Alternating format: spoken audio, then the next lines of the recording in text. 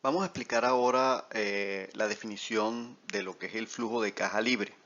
Fíjense, en el primer bullet tiene la definición, dice que el flujo de caja libre es la cantidad de efectivo que está disponible proveniente de las operaciones para ser distribuida a todos los inversionistas, incluyendo los accionistas y los acreedores, después de hacer todas las inversiones necesarias.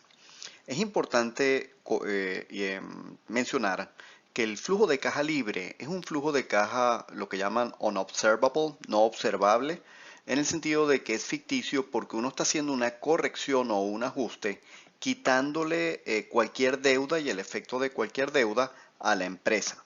Por eso es que en el segundo bullet dicen que este flujo de caja se conoce como flujo de caja desapalancado. ¿Ok?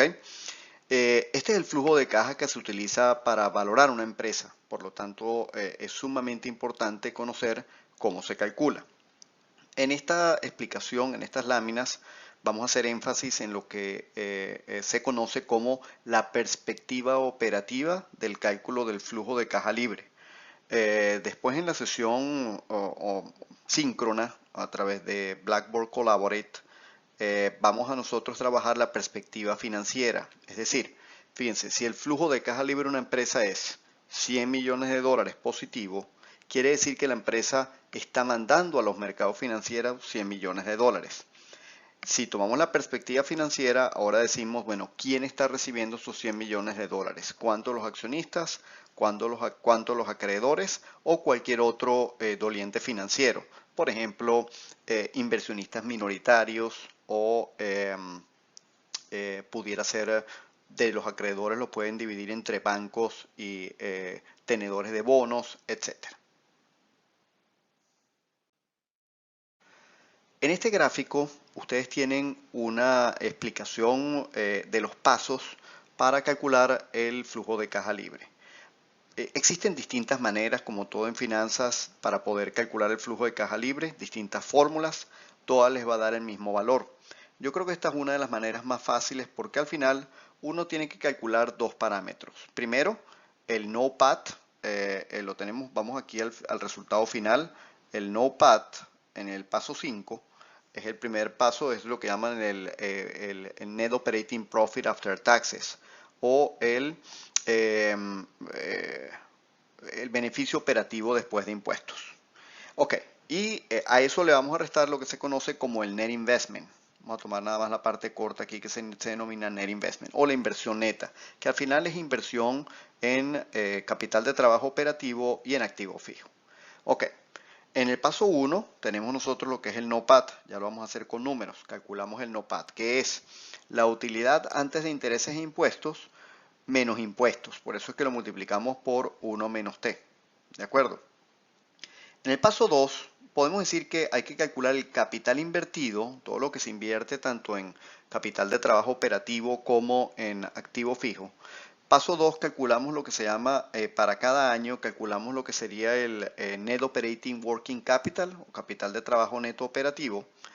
Eh, Posteriormente a esto le vamos a añadir, fíjense que en el paso 3 al resultado del capital de trabajo neto operativo, le añadimos cualquier inversión en activo fijo y obtenemos lo que se denomina el Total Net Operating Capital, y esto se conoce también como el capital invertido, un poco más resumido, pero o capital operativo neto, pero capital invertido es la notación que más me gusta, que es la que adoptó la gente de McKinsey. Si nosotros tenemos después cuál es todo el capital invertido en el 2016, cuál es todo el capital invertido en el 2015, hacemos la diferencia, obtenemos lo que se denomina el Net Investment, que es lo que le vamos a restar a el NOPAT, ¿ok? Para obtener el flujo de caja libre. Vamos ahora a continuación a ver cada uno de estos pasos. Fíjense, NOPAT. Ok, el NOPAT en la parte superior ustedes tienen la fórmula. Es simplemente la utilidad antes de interés e impuesto y a esa utilidad le calculamos los impuestos. Entonces fíjense, para el año 2016 tenemos que el EBIT, lo tenemos aquí, es 17.440. Fíjense que estamos utilizando esa utilidad operativa como la utilidad gravable, en el sentido de que antes de los intereses, estamos suponiendo que la empresa no tiene deuda, Entonces a esa utilidad operativa le vamos a aplicar directamente los impuestos, lo cual quiere decir que esa utilidad operativa va a ser nuestra utilidad gravable. Es la utilidad o el NOPAT, vamos a decir así, es la utilidad operativa justo después de impuestos, asumiendo que la empresa no tiene nada de deuda. ¿Ok?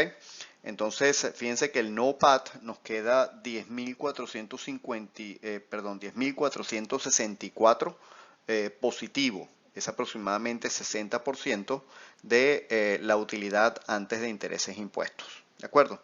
Mismo cálculo para el año 2015, ustedes lo pueden revisar, suponiendo nuevamente que el impuesto es 40%, les va a quedar 125.460.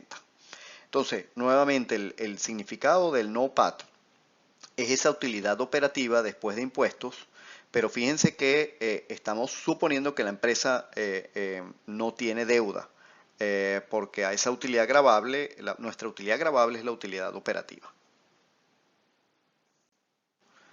Muy bien, el paso 2 es calcular lo que llamamos el Net Operating Working Capital o utilidad neta, perdón, o capital de trabajo neto operativo.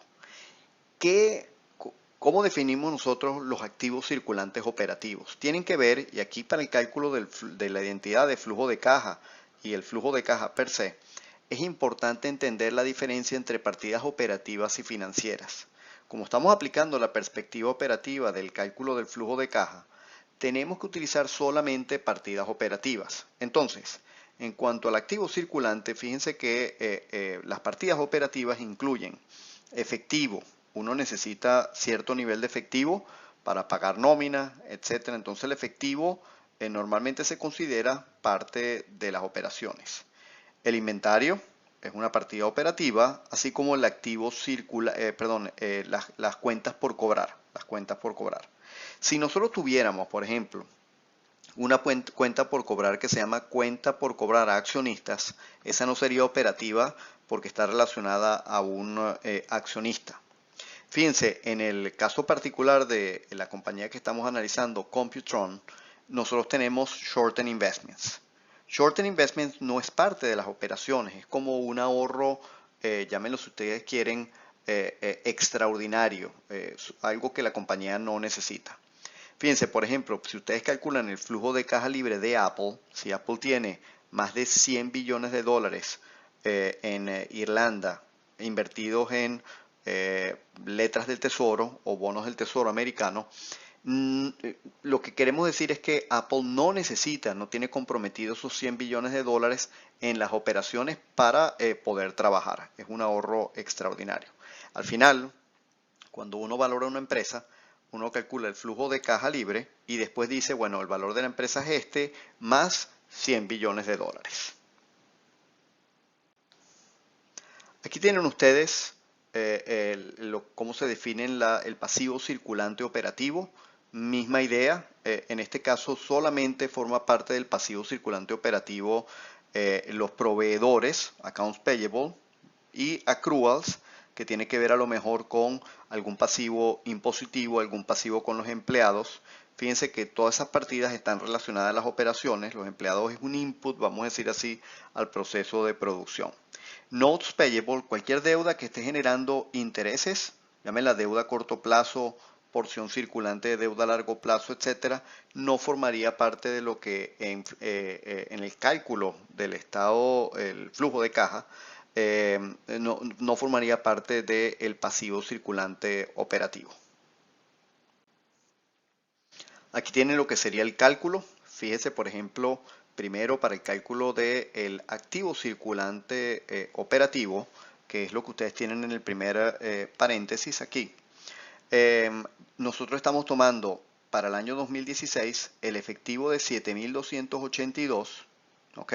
Y también esta partida que está aquí solamente. Y después estamos tomando tanto el activo circulante como los inventarios. Perdón, no el activo circulante, no, el cuentas por cobrar más inventarios. Pero fíjense que no colocamos los 20.000 de short-term investments, ¿ok? Entonces esto no iría. Para el cálculo ahora para la otra lámina, aquí está. Para el cálculo ahora del pasivo circulante operativo, fíjense que nada más estamos tomando la primera partida, Accounts Payable, 324. Estoy ahorita aquí en el cálculo del segundo término. Estamos tomando 324, ¿ok? Y estamos tomando accrual de 284. No incluimos Notes Payable, porque Notes Payable es vamos a decir así, deuda que está generando intereses, está asociada a un acreedor, es una partida financiera. Ahora bien, ya que tenemos el activo circulante operativo, le restamos el pasivo circulante operativo, activo menos pasivo circulante, nos va a quedar entonces que el Net Operating Working Capital para el 2016 va a ser igual a 1.317.000. Ustedes pueden tratar de hacer el mismo cálculo para el 2015 y les va a dar 793.800. Muy bien. El siguiente paso es precisamente calcular el Invested Capital, ¿ok? Invested Capital, o también denominado capital operativo total. Fíjense, de la lámina anterior traemos para el 2016, nuestro capital de trabajo neto operativo, aquí lo tienen, y a eso le voy a sumar yo el total de activo fijo neto. Fíjense que el único activo fijo aquí es el Net Fixed Asset de 939.790. Entonces lo sumo y me va a dar entonces el monto total de lo que llaman capital invertido, que para el 2016 va a ser igual a 2.257.632. Traten ustedes de hacer lo mismo para el año 2015 y les va a dar 1.138.600.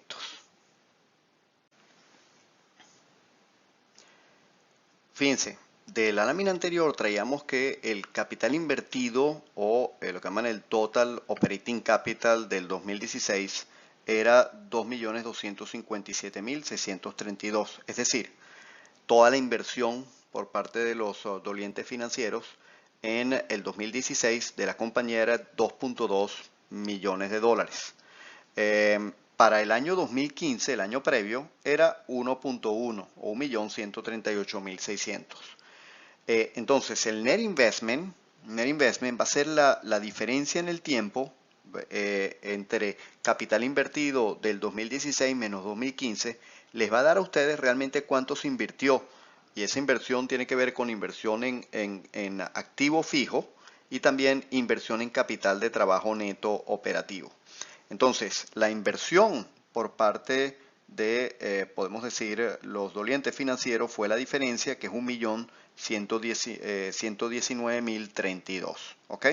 Entonces, si nosotros le restamos al NOPAT lo que llamamos Net Investment, que en este caso es 1.119.032, que es simplemente la diferencia del capital invertido 2016 menos 2015, el nombre genérico es Total Net Operating Capital, les va a dar a ustedes 1.119.000. ¿Ok? Ok, entonces tenemos un flujo de caja negativo de 1.108.568. ¿Qué significa un flujo de caja negativo? ¿Es eso malo? Bueno, depende de la compañía. ¿Ok? Hay compañías que están creciendo mucho, que es lógico que tengan un flujo de caja negativo. En el caso de esta compañía, producto de la expansión, hay que ver si esto es sostenible en el tiempo o no. ¿De acuerdo? Un startup como Uber, como Amazon en sus tiempos, llámenlo si quieren, de más joven, tenía un flujo de caja libre negativo y los inversionistas entendían perfectamente que era debido al crecimiento. Aquí lo que hay que ver desde el punto de vista de financiamiento es para esta compañía si esto es sostenible, no necesariamente. ¿Ok?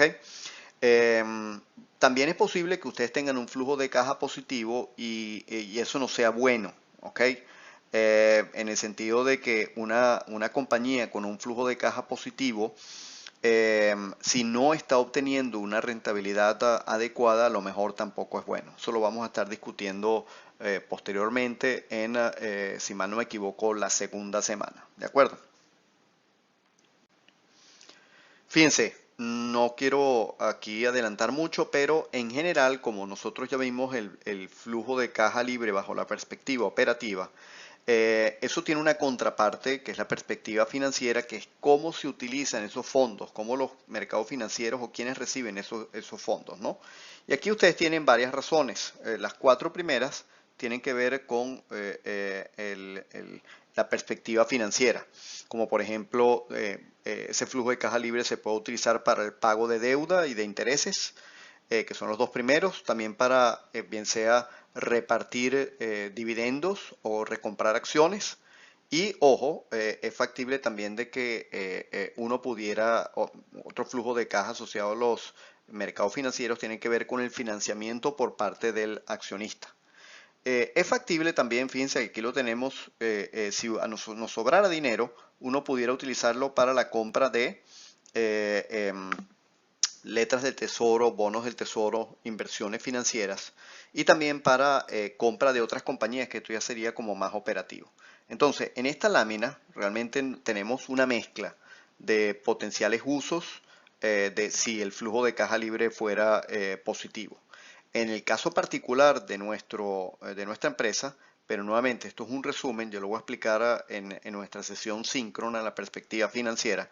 Fíjense, uno pudiera llegar al mismo flujo de caja libre utilizando básicamente las partidas financieras. Tenemos lo que son los intereses, pero estos son los intereses ajustados por impuesto. Es decir, aquí tenemos los intereses del estado de resultados multiplicado por 1 menos la tasa impositiva de 40%. Tenemos en este caso un incremento importante de la deuda, ¿ok? Hay un pago de dividendos y al final también hay lo que se llama una venta, vamos a decir aquí, de instrumentos financieros para financiar ese déficit enorme que la compañía tenía.